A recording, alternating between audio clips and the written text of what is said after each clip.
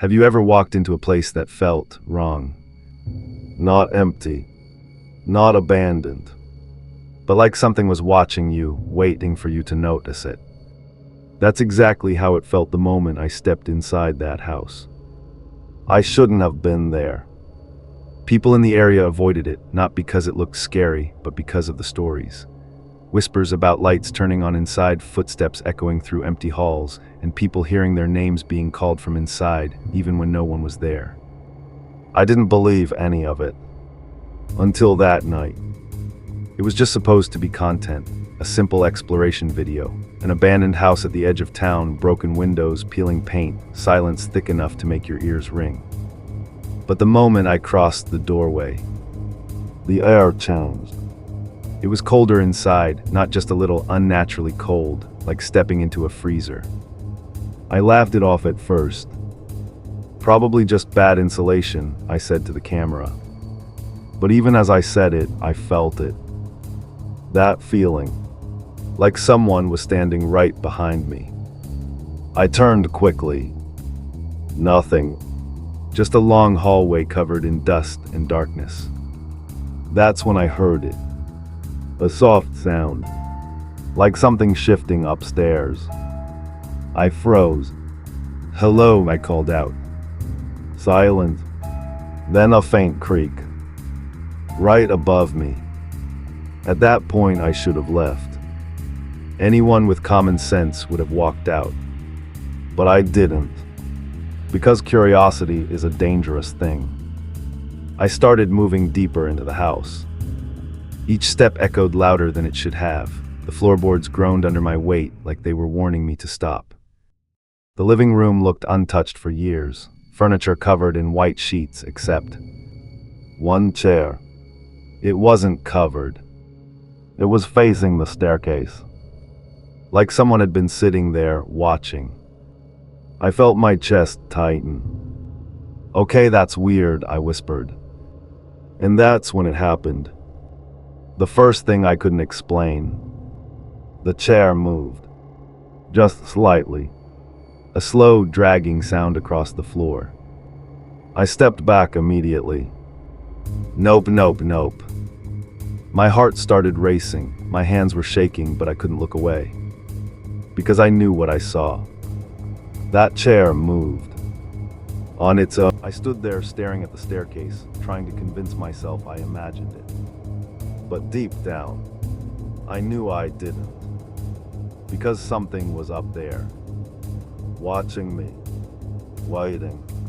I slowly raised the camera toward the stairs, my hands trembling. "Did you see that?" I whispered. Of course, no one answered. But something else did. A sound. A faint, dragging noise. Like something being pulled across the floor. Right above me. Every instinct in my body screamed at me to leave. But instead, I took a step forward. Then another. Each step toward the staircase felt heavier, like the house itself didn't want me to go up there. Or maybe it did. Halfway up the stairs, the temperature dropped even more. My breath became visible. That's when I noticed something disturbing. The dust on the steps was disturbed. Fresh footprints leading upstairs. And they weren't mine. I froze. "Okay, someone's been here," I said, trying to stay calm. But there was something wrong with those footprints. They were too deep. Like whatever made them was heavier than a normal person. I reached the top of the stairs, and the smell hit me. Rot. Old, damp, and something worse. Like something had been decaying in that house for a long time. The hallway upstairs was darker. Too dark. Even with my flashlight, it felt like the shadows were swallowing the light. There were 3 doors, all closed. And then, one of them slowly creaked open. On its own. I stepped back immediately. No, no, no, no. The door opened just enough to reveal darkness inside. And then, I heard it, a whisper, soft, barely audible, but clear enough. It said my name. My entire body went cold. How I whispered. There was no way. No one knew I was there. No one should have known my name. And then, the whisper came again. Closer this time. Come here. I felt the door slammed so hard the entire room shook. I ran to it immediately, grabbing the handle. It wouldn't open.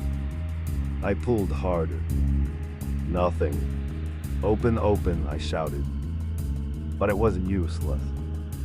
I was trapped inside that room. And I wasn't alone. I could feel it.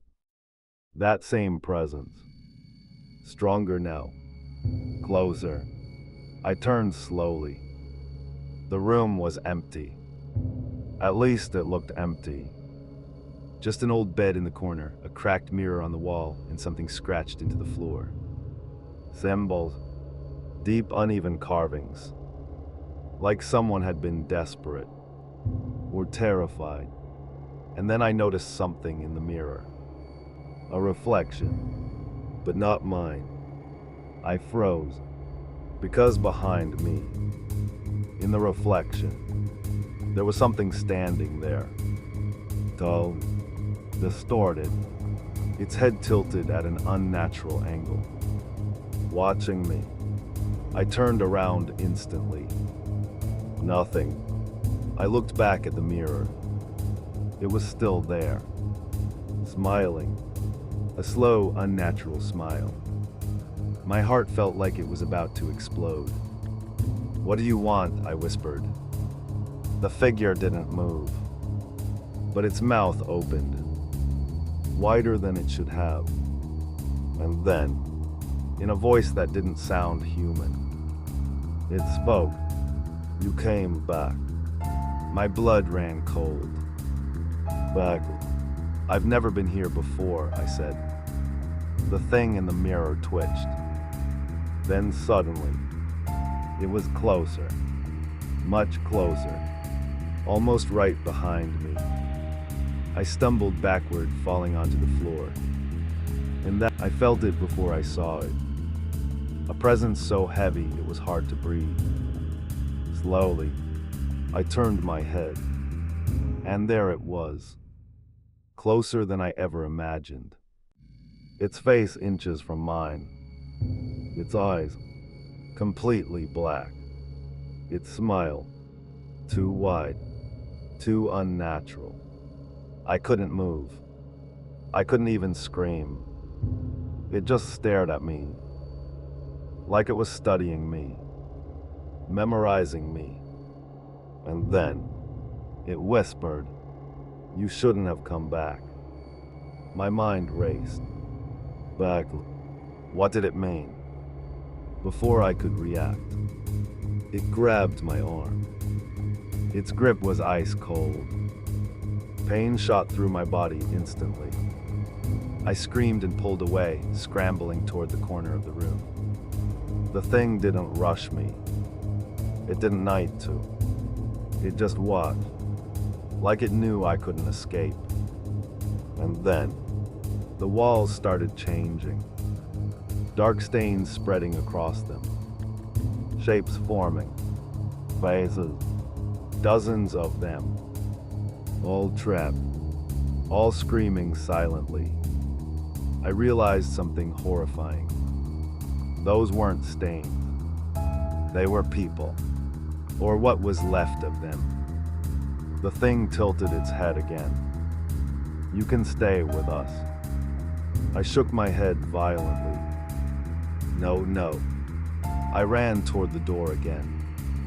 Pulling, hitting, screaming. And suddenly, it opened. I didn't wait. I ran. Out of the room.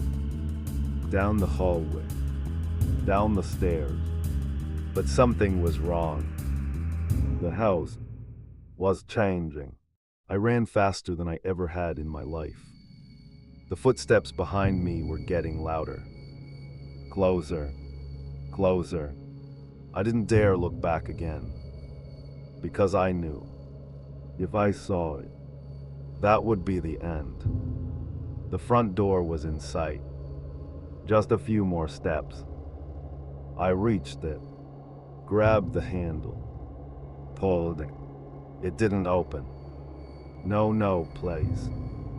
I pulled harder. The footsteps were right behind me now. I could feel its breath, cold, right on my neck. And then, everything went silent. Completely silent. The door slowly creaked open on its own. I didn't question it. I ran outside. Didn't stop. Didn't look back. Not until I reached my car. I locked the doors immediately, breathing heavily. My hands shaking uncontrollably. I looked at the house one last time. And I wish I hadn't. Because standing in the window was me. Same face, same clothes, watching from inside, smiling. My heart dropped. No, that's not possible. And then, the thing in the window waved. Slowly, mockingly, and I realized something that still haunts me to this day. I didn't escape that house. Something else did. And it came with me. That night, when I finally got home, I checked the footage, hoping maybe I imagined it all. But what I saw was worse, because from the moment I entered that house, the camera never showed